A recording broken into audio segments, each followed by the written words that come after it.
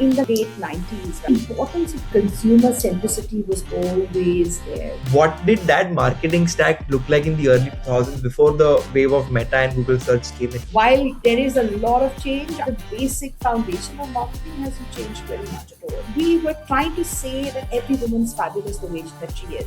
So good to hear that it's penetrated across India. Indian women, right, amaze me. It's not about the quintessential beautiful woman. It's about the attitude. That's what we found in that whole year of researching, going to metros. The decision of having a celebrity, is that something which generally translates into being better for you when it comes to your marketing?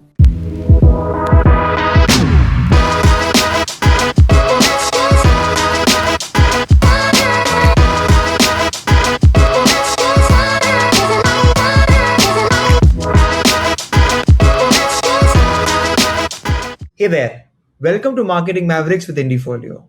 Today we have Sandra Daniels joining us, who is the Group CMO of Enamor. Sandra has a very interesting story where she started off learning botany. She then transitioned into a managing marketing and a sales role, and then turned into a brand marketer who's built some fantastic brands in her career. We go through this very exciting career graph, extract insights for young and experienced marketers and even entrepreneurs. Thanks a lot for your time and welcome to the podcast. Hi, Kavan. Great to be here. It's been a long time in the making. I think you've been really busy with all the fantastic growth and the new campaigns, Enamor has been like kind of working towards. We just saw the recent Taapsee Pannu bamboo release you did. So Yeah. we'll get into a lot of that, Sandra. But my first thing is actually taking you back a long, long time ago in the early 90s. I believe you were about to enroll into a management and a marketing course, but you had spent, I think, 7, 8 years before that studying botany, plant biology, ecology. So I really want to know first, what was going on in your mind? How is it that you shifted your focus from biology into marketing and management? Well, good question, Kavan. It's really been a long, long time. Um, Botany and ecology, actually, plant ecology. It was one of those evolving subjects at that time, and definitely a lot of my interest. And the whole idea was, of course, to pursue a PhD. I completed my BSc, MSc, and then a PhD. Things happened in my on the personal front, and I couldn't pursue a PhD in the US. And then the whole thought of what am I good at and what could I do, and sales actually came up as a profession that I thought would work for me, and I started my career in sales. And Wow, that's then it's been, well, life's a journey, and it's been a journey. 100%. I'm now very curious about your earlier parts of your career because you were essentially a marketer in the 90s. Yeah. And for a lot of, I think, internet native people, it's we're very curious about what marketing looked like at that point in time. Because let's say there was no Meta and Google, there was no internet, and today primarily all the spends are driven to that. So I think you started with, selling media and things like that. Could you tell us what were your first few years looking like? What kind of marketing jobs existed then? Okay, like I said, I started off with sales. And, 1 year into sales, I realized, what?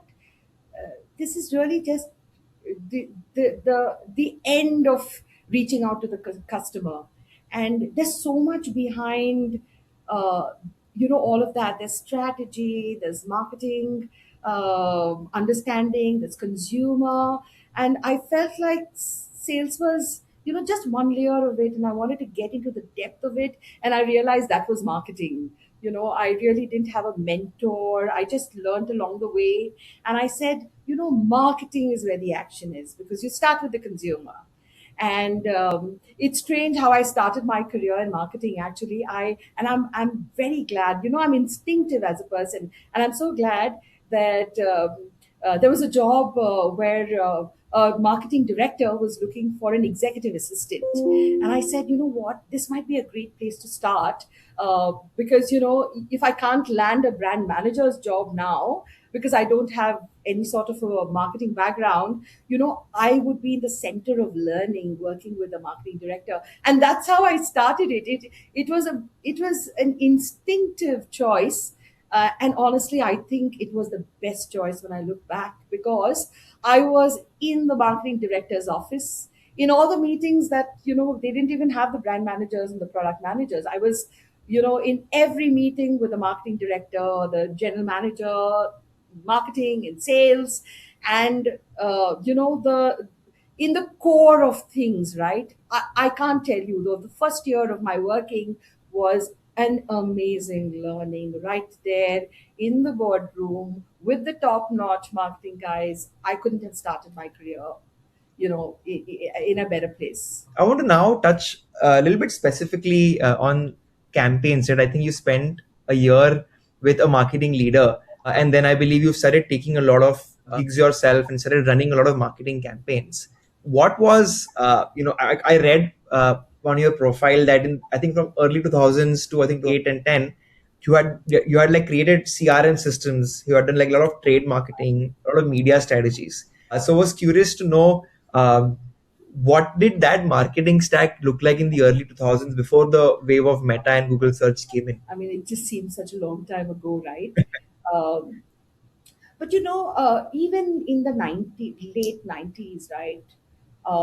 Consumer, I think the importance of consumer and consumer centricity was always there, and Hmm. I think that is the foundation of marketing that hasn't changed. And even Hmm. today, our brand, for example, the consumer centricity is amazing, and that's what builds powerful brands, right?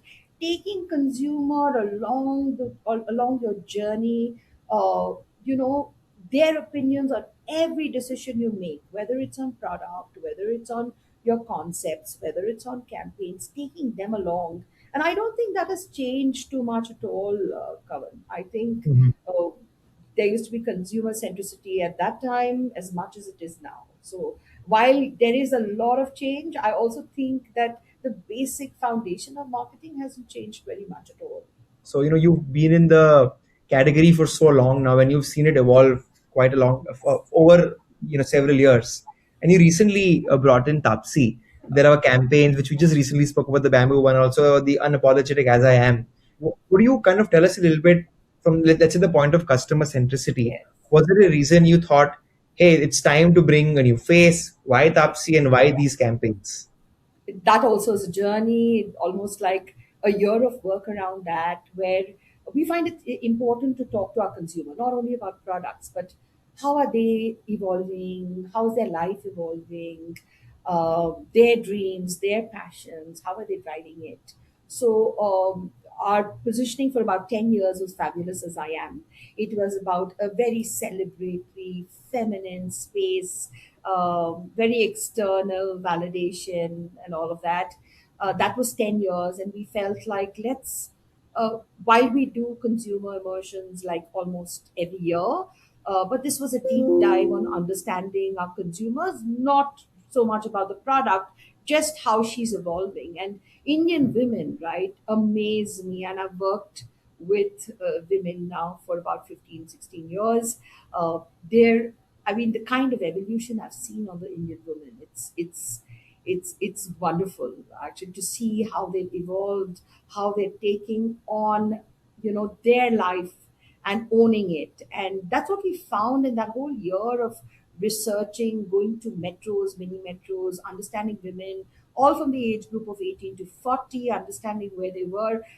I saw, that boldness in the way that they're owning their lives and their dreams, how they're not aligning, trying to align with the values that people want to bring into their lives, the influencers, influencing Hmm. society around them. It could be their family, could be their friends, could be even their partners, right? How they're just going out there and paving their own path, and they're being pretty unapologetic about it. I mean, if people don't align with their dreams, it's fine, but that's what they want to pursue. And I saw that across age groups, across Hmm.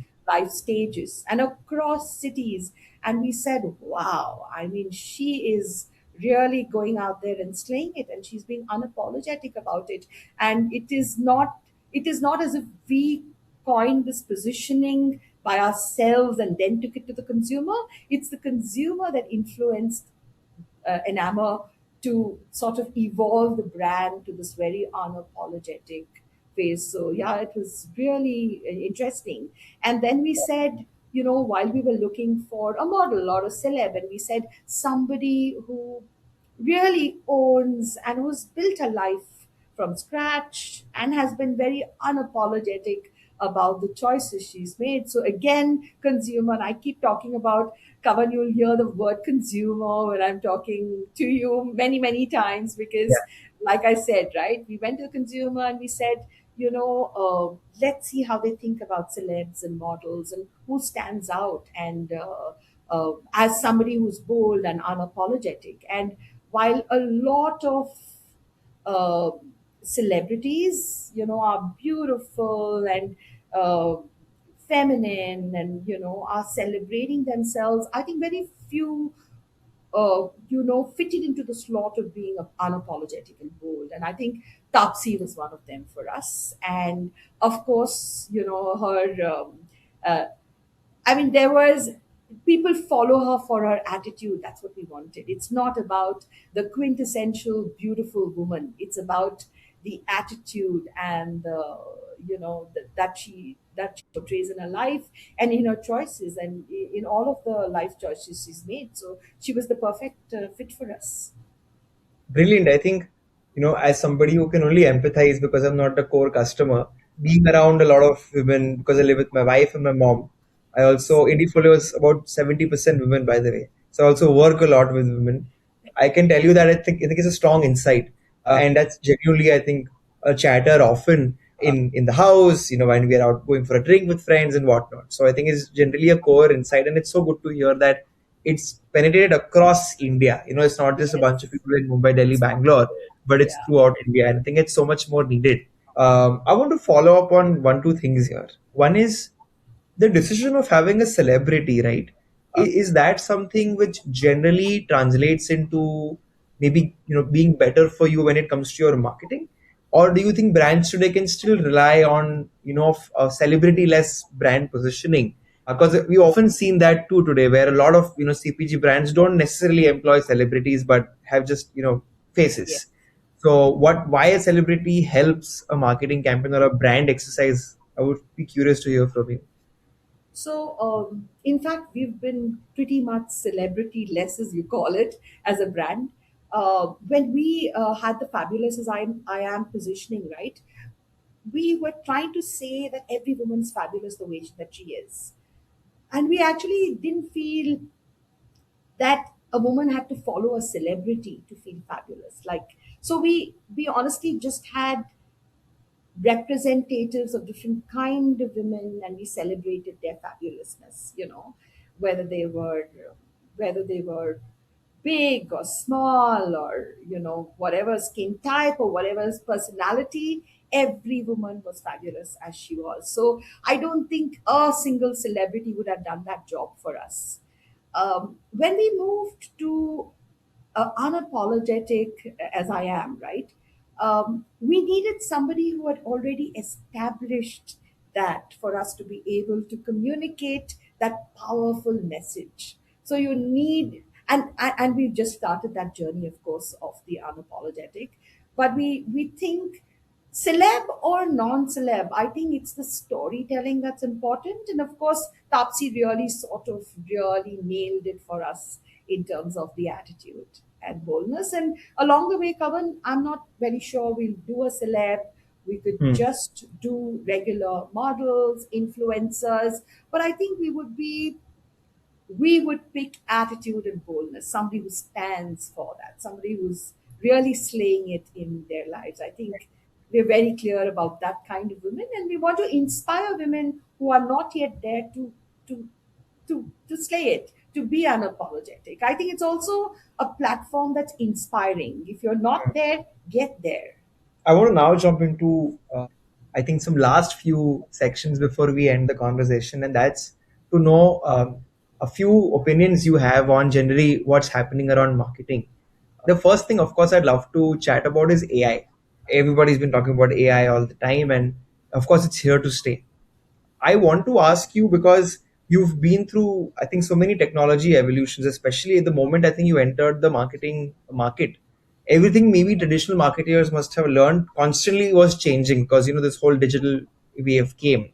A lot of people who are graduating today, learning 4 years of marketing and MBA, are now entering a world which is saying, yeah, whatever you learned, put it in the dustbin now. It's a new playbook and something is new. SEO is dead and this and that.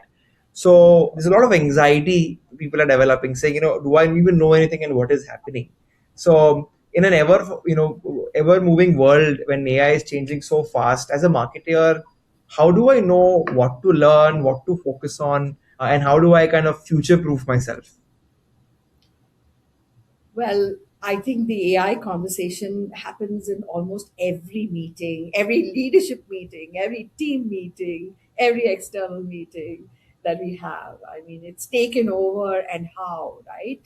And of course, we have to keep up to it and keep learning. And I think AI, what it is today, may not be AI what it is 6 months from now. I think the whole idea is to be very agile and to be open and say, look, I'm learning, and uh, I don't have to be an ace at this, but let me at least start the process and see how we can bring in AI to enhance everything that we're doing, to speeden up everything that we're doing, to get data driven insights more quickly so we can be more agile.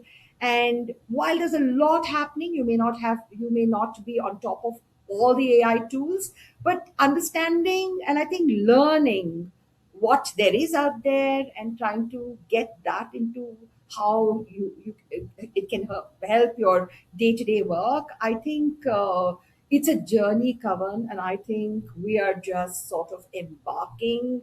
For example, we've started using AI imagery.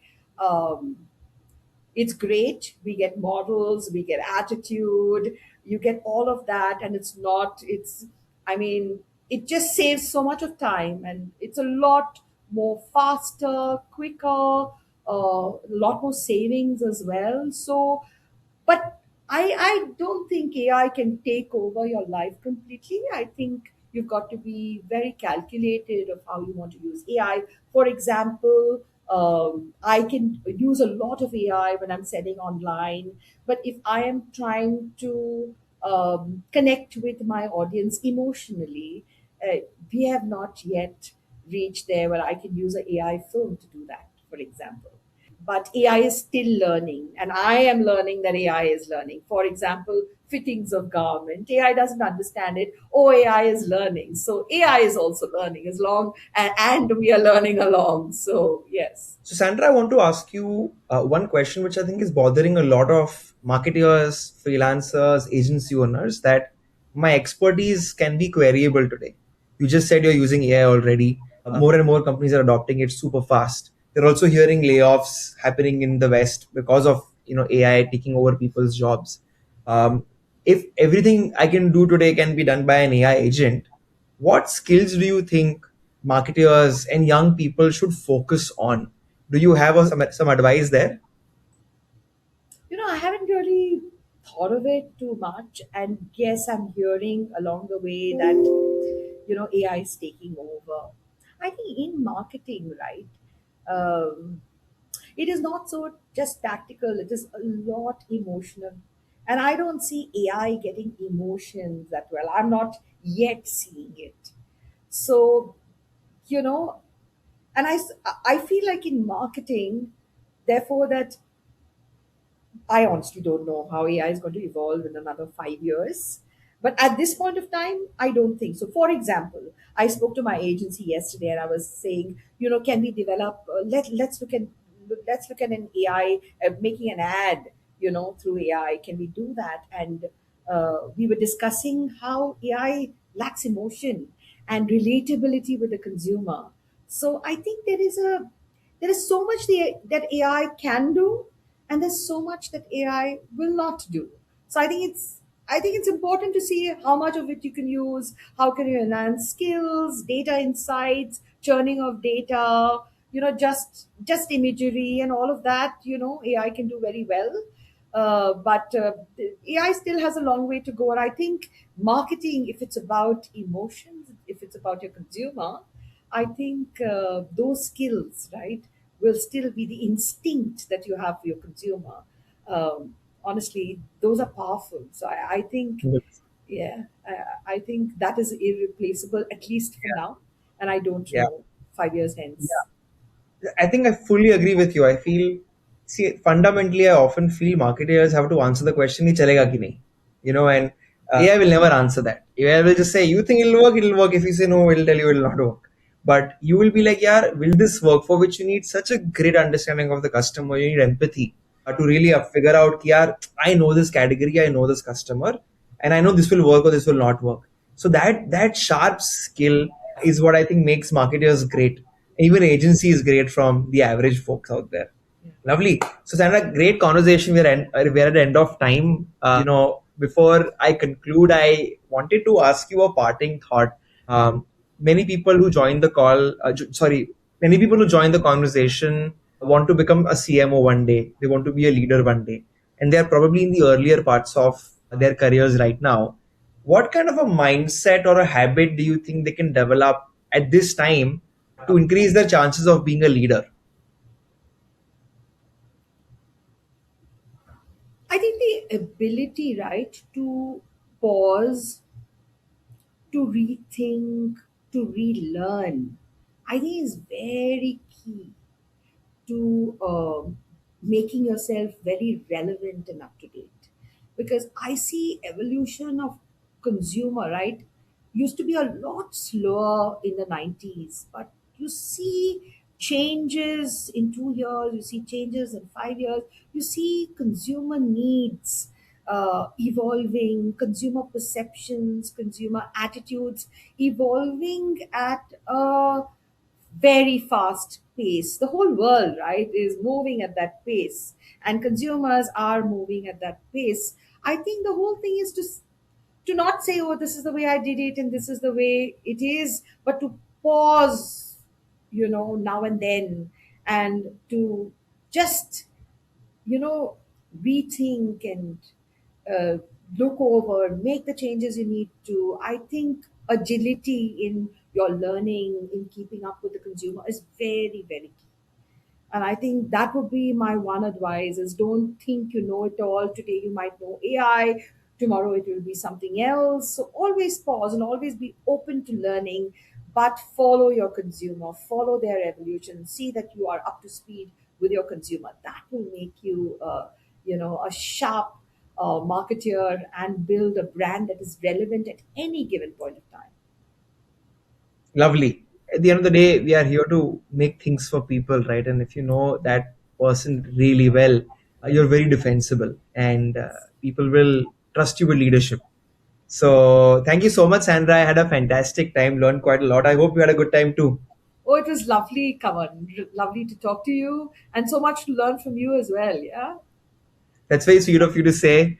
For everybody who's tuned in, thank you so much. If you reach the end, we often invite marketing leaders like Sandra very, very soon. So if you'd like to get a notification of the next podcast, please subscribe to our channels and watch our space. Bye bye.